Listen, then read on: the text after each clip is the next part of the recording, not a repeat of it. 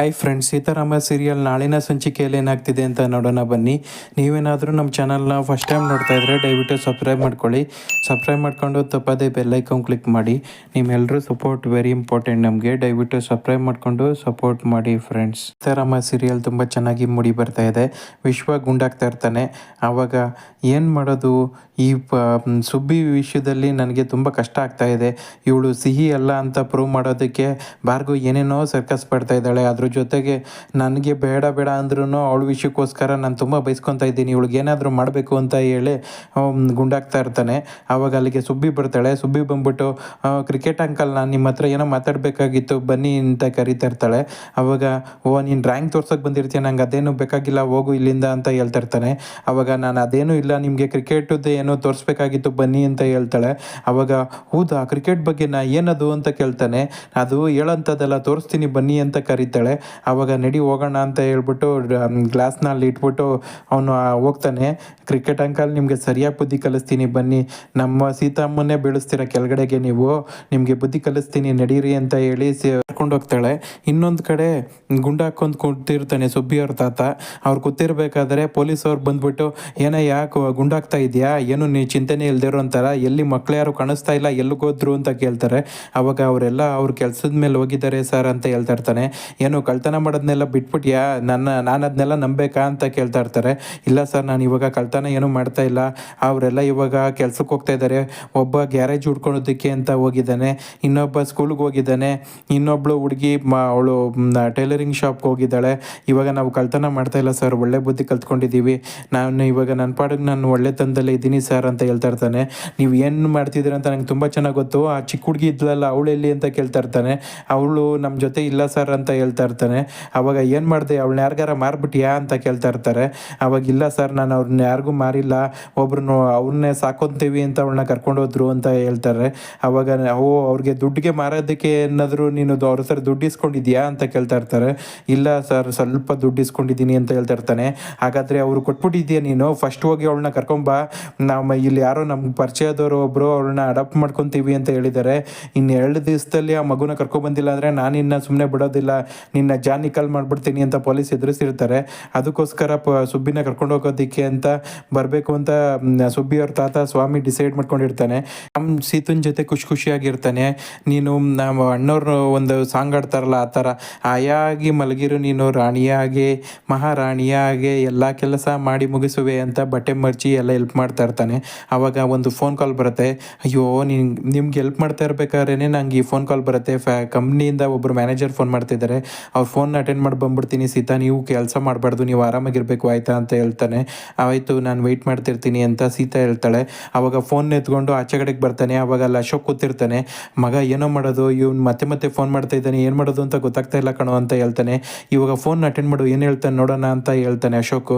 ಆವಾಗ phone attend ಮಾಡಿದಾಗ, ಏನು ರೀ ಶ್ರೀರಾಮ್ ದೇಸಾಯಿ, ನನ್ನ ಮೊಮ್ಮಗಳನ್ನ ಮನೆ ಕರ್ಕೊಂಬರ್ತೀನಿ ಅಂತ ಹೇಳಿದ್ರಲ್ಲ, ಎಲ್ರಿ ನೀವು ಕರ್ಕೊಂಡೇ ಬಂದಿಲ್ಲ, ನಾನು ನಿಮ್ಮ ಮನೆ ಹತ್ರ ಬಂದರೆ ನನ್ನನ್ನು ಓಡಿಸ್ತೀರಾ, ನೀವೂ ಮನೆ ಕರ್ಕೊಂಬರ್ತಾ ಇಲ್ಲ, ನಾವೇನು ಅನ್ಕೊಬೇಕು, ನಮ್ಮ ಮೊಮ್ಮಗಳನ್ನ ನೋಡಬೇಕು ಅಂತ ನಮಗೇನು ಆಸೆ ಇರೋದಿಲ್ವಾ, ಯಾಕೆ ಈ ಥರ ಮಾಡ್ತಿದ್ದೀರಾ ಅಂತ ಕೇಳ್ತಾ ಇರ್ತಾನೆ. ಆವಾಗ ಅಶೋಕ್ ಹೇಳ್ತಾನೆ, ನೋಡು, ನಿನಗೆ ಸರಿಯಾಗಿ ದುಡ್ಡು ಕೊಟ್ಟಿದ್ದೀವಿ, ನಿನಗೆ ಈ ವಿಷಯ ಎಲ್ಲ ಬೇಕಾಗಿಲ್ಲ, ನಾವು ಯಾವಾಗ ಹತ್ರ ಫ್ರೀ ಆದಾಗ ಕರ್ಕೊಂಬರ್ತೀವಿ ಬಿಡು ಅಂತ ಹೇಳ್ತಾ ಇರ್ತಾನೆ. ಅವಾಗ, ನಾನು ನಿನ್ನ ಹತ್ರ ಮಾತಾಡ್ತಾ ಇಲ್ಲ, ಶ್ರೀರಾಮ್ ದೇಸಾಯಿ ಹತ್ರ ಮಾತಾಡ್ತಾ ಇರೋದು, ಫೋನ್ ಅವರು ಕೊಡು, ನೀನು ಮಾತಾಡೋದಕ್ಕೆ ಬರಬೇಡ ಅಂತ ಹೇಳ್ತಾನೆ. ಅವಾಗ, ಮಗ ನಾನು ಮಾತಾಡ್ತೀನಿ ಇರು ಅಂತ ಹೇಳಿ, ಸರ್ ಆ ಥರ ಅಲ್ಲ ಸರ್ ಅಂತ ಹೇಳೋದಕ್ಕೆ ಹೋಗ್ತಾನೆ. ಈಗ ಸಾರ್ ಅಂತ ರೆಸ್ಪೆಕ್ಟ್ ಕೊಡೋದಕ್ಕೆ ಎಲ್ಲ ಬರ್ತಾ ಇದೆಯಾ, ನನಗೆ ಗೊತ್ತಿಲ್ಲ, ನನಗೆ ನನ್ನ ಮೊಮ್ಮಗಳು ಬೇಕಷ್ಟೇ, ನಾಳೆ ಬರ್ತೀನಿ, ನನ್ನ ಜೊತೆ ಕರ್ಕೊಂಡು ಹೋಗ್ತೀನಿ ಅಷ್ಟೇ ಅಂತ ಹೇಳಿ ಎದುರಿಸ್ತಾ ಇರ್ತಾನೆ. ಅವಾಗ, ಅದೆಲ್ಲ ಆಗೋದಿಲ್ಲ, ನಾನು ಇವಾಗ ಕಾಸು ಕೊಟ್ಟಿದ್ದೀವಿ ತಾನೇ, ಜಾಸ್ತಿ ಮಾತಾಡಿದ್ರೆ ಪೊಲೀಸ್ ಕಂಪ್ಲೇಂಟ್ ಕೊಟ್ಬಿಡ್ತೀವಿ ಅಂತ ಹೇಳ್ಬಿಟ್ಟು ಫೋನ್ ಕಟ್ ಮಾಡ್ತಾನೆ. ಆವಾಗ ಭಯ ಆಗ್ತಾ ಇರುತ್ತೆ ರಾಮ್ಗೆ, ಮಗ ಇವಳೇನಾದರೂ ಕರ್ಕೊಂಡು ಹೋಗ್ಬಿಟ್ರೆ ಸುಬ್ಬಿ ನಮ್ಮಿಂದ ದೂರ ಆಗ್ಬಿಡ್ತಾಳೆ ಕಣೋ, ನಾವು ಎಷ್ಟೆಲ್ಲ ಕಷ್ಟಪಟ್ಟು ಸೀತನ ಮೊದಲಿನ ಥರ ಮಾಡಿದ್ದೀವಿ, ಇವಾಗ ಸೀತಾ ಮತ್ತೆ ಹುಚ್ಚಿ ಥರ ಆಗ್ಬಿಟ್ರೆ ತುಂಬ ಕಷ್ಟ ಆಗ್ಬಿಡುತ್ತೆ ಕಣೋ, ನನಗೆ ನನ್ನ ಮಗಳನ್ನ ಕಳ್ಕೊಂಡು ಆಲ್ರೆಡಿ ತುಂಬ ದುಃಖ ಆಗಿದೆ, ಇವಾಗ ಸುಬ್ಬಿನೂ ಕಳ್ಕೊಳೋದಕ್ಕೆ ನನ್ನ ಕೈಯಲ್ಲಿ ಆಗೋದಿಲ್ಲ, ಏನಾದರೂ ಮಾಡೋ ಮಗ ಪ್ಲೀಸ್ ಕಣೋ ಅಂತ ರಿಕ್ವೆಸ್ಟ್ ಮಾಡ್ಕೊತಾ ಇರ್ತಾನೆ. ಮಗ, ನೀನು ರಿಕ್ವೆಸ್ಟ್ ಮಾಡ್ಕೊಳ್ಳೋ ಅವಶ್ಯಕತೆ ಇಲ್ಲ ಕಣೋ, ನಾನು ಏನಾದರೂ ಮಾಡ್ತೀನಿ, ಅವ್ನಿಗೆ ದುಡ್ಡಿನ ಮೇಲೆ ಸಿಕ್ಕಾಪಟ್ಟೆ ಆಸೆ ಇದೆ, ಅದಕ್ಕೋಸ್ಕರ ಅವ್ನು ಈ ಥರ ಮಾಡ್ತಿದ್ದಾನೆ ಅನಿಸುತ್ತೆ, ಅವ್ನಿಗೆ ನಾನು ಏನಾದರೂ ಮಾಡಿ ಅವನು ಸುಬ್ಬಿನ ಕರ್ಕೊಂಡು ಹೋಗದೇ ಇರೋ ಥರ ಮಾಡ್ತೀನಿ, ಸುಮ್ಮನೆ ಇರೋ, ನನಗೂ ಸುಬ್ಬಿ ಅಂದರೆ ತುಂಬ ಇಷ್ಟ, ಅವಳು ನಮ್ಮ ಈ ಪ್ಲೇಸಲ್ಲಿ ತುಂಬ ಚೆನ್ನಾಗಿ ಮನೇಲಿದ್ದಾಳೆ, ಅವಳು ನಮ್ಮಿಂದ ದೂರ ಹೋಗೋದಕ್ಕೆ ಸಾಧ್ಯನೇ ಇಲ್ಲ, ನಾನೇನಾದರೂ ಮಾಡ್ತೀನಿ ಅಂತ ಹೇಳ್ತಾ ಇರ್ತಾನೆ.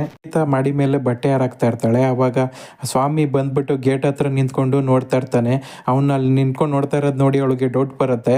ಅವಾಗ ಇಮಿಡಿಯೇಟ್ಲಿ ಕೆಳಗಡೆಗೆ ಬಂದ್ಬಿಟ್ಟು ರೀ ಅಂತ ರಾಮ್ನ ಕರೀತಾಳೆ. ರಾಮ್ ಬಂದ್ಬಿಟ್ಟು ಏನು ಸೀತಾ ಏನಾಯಿತು ಅಂತ ಕೇಳ್ತಾನೆ. ಅವಾಗ ನೋಡ್ರಿ ಅಲ್ಲಿ ಗೇಟ್ ಹತ್ರ ಯಾವುದೋ ವ್ಯಕ್ತಿ ನಿಂತ್ಕೊಂಡು ನೋಡ್ತಾ ಇದ್ದಾನಲ್ಲ, ಯಾರಿರ್ಬೋದು ಆ ವ್ಯಕ್ತಿ ಅಂತ ಕೇಳ್ತಾ ಇರ್ತಾಳೆ. ಅವಾಗ ನಾನು ಹೋಗಿ ವಿಚಾರಿಸ್ಕೊಂಬರ್ತೀನಿ, ನೀವು ಒಳಗಡೆ ಹೋಗಿರಿ ಅಂತ ಹೇಳ್ಬಿಟ್ಟು ಅವ್ನು ಆಚೆ ಕಡೆಗೆ ಬರ್ತಾನೆ. ಬಾರಪ್ಪ ಶ್ರೀರಾಮ್ ದೇಸಾಯಿ, ನಿನಗೋಸ್ಕರನೇ ಕಾಯ್ತಾ ಇದ್ದೆ, ಬಾ ಇವಾಗ ಎಲ್ಲಿ ನನ್ನ ಮೊಮ್ಮಗಳನ್ನ ಕಳ್ಸ್ಕೊಡು, ನಾನು ಅವಳನ್ನ ಕರ್ಕೊಂಡು ಹೋಗ್ತೀನಿ ಅಂತ ಹೇಳ್ತಾನೆ.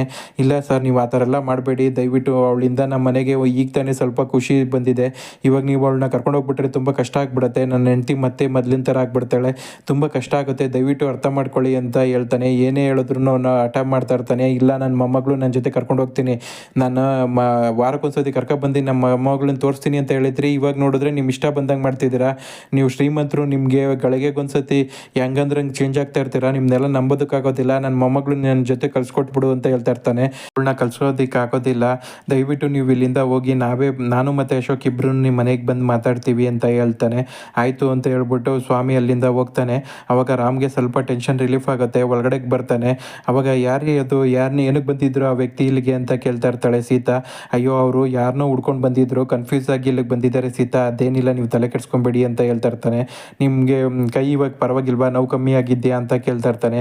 ಅದೇನಿಲ್ಲ, ಸ್ವಲ್ಪ ಏಟಾಗಿತ್ತು ಅಷ್ಟೇ, ಸ್ವಲ್ಪ ರೆಸ್ಟ್ ಮಾಡಿದ್ರೆ ಎಲ್ಲ ಸರಿ ಹೋಗುತ್ತೆ ಬಿಡಿ ಅಂತ ಸೀತಾ ಹೇಳ್ತಾ ಇರ್ತಾಳೆ. ಸ್ವಲ್ಪ ಹೊತ್ತಾದ್ಮೇಲೆ ಆ ಸ್ವಾಮಿ ಮತ್ತೆ ಬರ್ತಾನೆ. ಬಂದ್ಬಿಟ್ಟು ಅಲ್ಲಿ ಸುಬ್ಬಿ ಆಟ ಆಡ್ತಾ ಇರ್ತಾಳೆ. ಅವಾಗ ಬಂದ್ಬಿಟ್ಟು ಸುಬ್ಬಿ ಬಾರವ್ವ ಇಲ್ಲಿ ಅಂತ ಕರಿತಾನೆ.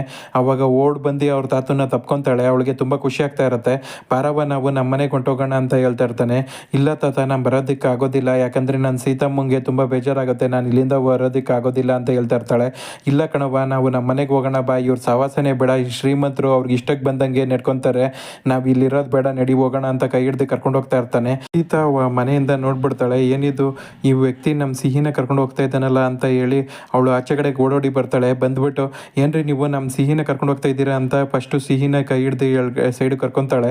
ಬಂದ್ಬಿಟ್ಟು ಅವಳು ನನ್ನ ಮೊಮ್ಮಗಳು ಕಣವ್ವ, ನಾನು ಅವಳನ್ನ ಕರ್ಕೊಂಡು ಹೋಗ್ತೀನಿ, ಏನಿವಾಗ ಅಂತ ಹೇಳ್ತಾ ಇರ್ತಾನೆ. ಅವಾಗ ರಾಮ್ ಮತ್ತು ಅಶೋಕನು ಬರ್ತಾರೆ. ನೋಡಿ ಇವರು ಯಾರೋ ಗೊತ್ತಿಲ್ಲದೆ ಇರೋರು, ನೆನ್ನೆ ನೋಡಿದ್ರೆ ಬಂದ್ಬಿಟ್ಟು ನಮ್ಮ ಗೇಟ್ ಹತ್ರ ಬಗ್ ನೋಡ್ತಾ ಇದ್ರು, ಇವಾಗ ನೋಡಿದ್ರೆ ಸಿಹಿನ ನನ್ನ ಮೊಮ್ಮಗಳು ಅಂತ ಬೇರೆ ಹೇಳ್ತಿದ್ದಾರೆ, ಯಾರು ಇವ್ರನ್ನ ವಿಚಾರಿಸ್ರಿ ಅಂತ ಹೇಳ್ತಾ ಇರ್ತಾರೆ. ಸೀತಾ, ನೀವು ಸಿಹಿನ ಕರ್ಕೊಂಡು ಮನೆ ಒಳಗಡೆ ಹೋಗಿ ನಾವು ವಿಚಾರಿಸ್ಕೊಂತೀವಿ ಅಂತ ಅಶೋಕ್ ಮತ್ತು ರಾಮ್ ಇಬ್ಬರನ್ನು ಹೇಳ್ತಾರೆ. ಅವಾಗ ಸುಬ್ಬಿನ ಕರ್ಕೊಂಡು ಸೀತಾ ಮನೆ ಒಳಗಡೆ ಹೋಗ್ತಾಳೆ. ಹೋಗಾದ್ಮೇಲೆ ಏನು ನಿನ್ಗೆ ಏನೋ ಬಂದಿರೋದು, ಮತ್ತೆ ಯಾಕೆ ಮನೆ ಹತ್ರ ಬಂದ್ಬಿಟ್ಟು ಈ ಥರ ಆಡ್ತಾ ಇದೆಯಾ ಅಂತ ಅಶೋಕ್ ಕರ್ತುಂಪಟ್ಟಿ ಇಟ್ಕೊಂಡು ಕೇಳ್ತಾ ಇರ್ತಾನೆ. ಅವಾಗ ನಾನೇನು ಮಾಡಲಿ, ನನಗೆ ಸಮಸ್ಯೆ ಆಗಿದೆ, ಇವಾಗ ಪೊಲೀಸವ್ರು ಬಂದು ನನಗೆ ನನ್ನ ಮೊಮ್ಮಗಳನ್ನ ವಾಪಸ್ ಕರ್ಕೊಂಬ, ಅವಳನ್ನ ಬೇರೆಯವ್ರಿಗೆ ದತ್ತು ಕೊಡಿಸ್ತೀನಿ ಅಂತ ಹೇಳ್ತಾ ಇದ್ದಾರೆ, ನನಗಿವಾಗ ಅವಳನ್ನ ಕರ್ಕೊಂಡು ಹೋಗ್ದೇನೆ ವಿಧಿ ಇಲ್ಲ ಅಂತ ಹೇಳ್ತಾ ಇರ್ತಾನೆ. ನೀನು ಇವಾಗ ಸುಮ್ಮನೆ ಸಮಾಧಾನವಾಗಿ ಇಲ್ಲಿಂದ ಹೋಗು, ನಾನು ನಿಮ್ಮ ಮನೆ ಹತ್ರ ಬರ್ತೀವಿ ನಾವಿಬ್ಬರನ್ನು, ಅಲ್ಲಿ ಮಾತಾಡೋಣ ಅಂತ ಹೇಳ್ತಾನೆ. ಇಲ್ಲ ನನಗೆ ಅದೆಲ್ಲ ಸಾಧ್ಯ ಇಲ್ಲ, ಇವಾಗ ನನ್ನ ಮೊಮ್ಮಗಳು ನನ್ನ ಜೊತೆ ಕಳಿಸ್ಕೊಡು ಅಂತ ಹಠ ಮಾಡ್ತಾ ಇರ್ತಾನೆ. ಇವಾಗ ಹೋಗಿಲ್ಲ ಅಂದರೆ ಪೊಲೀಸವ್ರನ್ನೇ ಕರೆಸ್ಬಿಟ್ಟು ನಿನ್ನ ಪೊಲೀಸ್ ಸ್ಟೇಷನ್ ಒಳಗಡೆ ಹಾಕಿಸ್ಬಿಡ್ತೀನಿ ಅಂತ ಅಶೋಕ್ ಹೇಳ್ತಾನೆ. ಅವಾಗ ಭಯ ಪಟ್ಕೊಂಡು ಅವನು ಅಲ್ಲಿಂದ ಹೊಂಟೋಗ್ತಾನೆ. ಪೊಲೀಸವರು ಎದುರಿಸೋದಿಕ್ಕೆ ಅಂತ ಯಾಕೆ ಬಂದರು, ಅವಳನ್ನ ಇವಾಗ ವಾಪಸ್ಸು ಬೇರೆಯವರು ದತ್ತು ತಗೊಳ್ಳೋದಕ್ಕೆ ಯಾಕೆ ರೆಡಿ ಇದ್ದಾರೆ, ಇದು ಖಂಡಿತವಾಗಿ ನಮ್ಮ ಭಾರ್ಗವಿ ಮಾಡಿರೋ ಕುತಂತ್ರ ಆಗಿರುತ್ತೆ. ಅವಳು ಈಗ ಬೇರೆಯವರು ಅವಳನ್ನ ದತ್ತು ತಗೊಂಡ್ರೆ ಇವಾಗ ಸಿಹಿ ಪ್ಲೇಸಲ್ಲಿ ಅವಳು ಇರೋದಕ್ಕಾಗೋದಿಲ್ಲ, ಆದ್ರಿಂದ ಮತ್ತೆ ಅವಳು ಈ ಮನೆಯಿಂದ ಆಚೆ ಹೋಗ್ಬೇಕಾಗತ್ತೆ. ಅವಾಗ ಸೀತಾ ಆಟೋಮೆಟಿಕಲಿ ಹುಚ್ಚಿ ಹಿಡಿತಿದೆ, ಅವಾಗ ಏನು ಬೇಕಾದ್ರೂ ನಾನು ಸಾಧನೆ ಮಾಡ್ಬೋದು ಅನ್ನೋದು ಭಾರ್ಗವಿ ಪ್ಲ್ಯಾನ್ ಆಗಿರುತ್ತೆ. ಆದರೆ ಇವಾಗ ರಾಮ್ ಮತ್ತು ಅಶೋಕ್ ಈಗ ಬಂದಿರೋ ಚಾಲೆಂಜ್ನ ಹೇಗೆ ಫೇಸ್ ಮಾಡಿ ಅದನ್ನು ತಡೀತಾರೆ, ಏನಾಗುತ್ತೆ ಅಂತ ಕಾದು ನೋಡಬೇಕು ಫ್ರೆಂಡ್ಸ್. ಆದರೂ ನಮ್ಮ ಚಾನಲ್ನ ಫಸ್ಟ್ ಟೈಮ್ ನೋಡ್ತಾ ಇದ್ದರೆ ದಯವಿಟ್ಟು ಸಬ್ಸ್ಕ್ರೈಬ್ ಮಾಡ್ಕೊಳ್ಳಿ. ಸಬ್ಸ್ಕ್ರೈಬ್ ಮಾಡ್ಕೊಂಡು ತಪ್ಪದೇ ಬೆಲ್ ಐಕಾನ್ ಕ್ಲಿಕ್ ಮಾಡಿ. ನಿಮಗೆ ನಮ್ಮ ಸಂಚಿಕೆಗಳು ಇಷ್ಟ ಆಗ್ತಾರೆ ದಯವಿಟ್ಟು ಲೈಕ್ ಮಾಡಿ. ಹಾಗೆ ನಿಮ್ಮ ಒಪಿನಿಯನ್ಸ್ನೆಲ್ಲ ಕಮೆಂಟ್ ಬಾಕ್ಸಲ್ಲಿ ತಿಳಿಸಿ ಫ್ರೆಂಡ್ಸ್. ಮುಂದಿನ ಸಂಚಿಕೆಯೊಂದಿಗೆ ಮತ್ತೆ ಭೇಟಿ ಆಗೋಣ. ನಿಮ್ಮೆಲ್ಲರ ಸಪೋರ್ಟ್ ಯಾವಾಗಲೂ ಹೀಗೆ ಇರಲಿ. Thank you.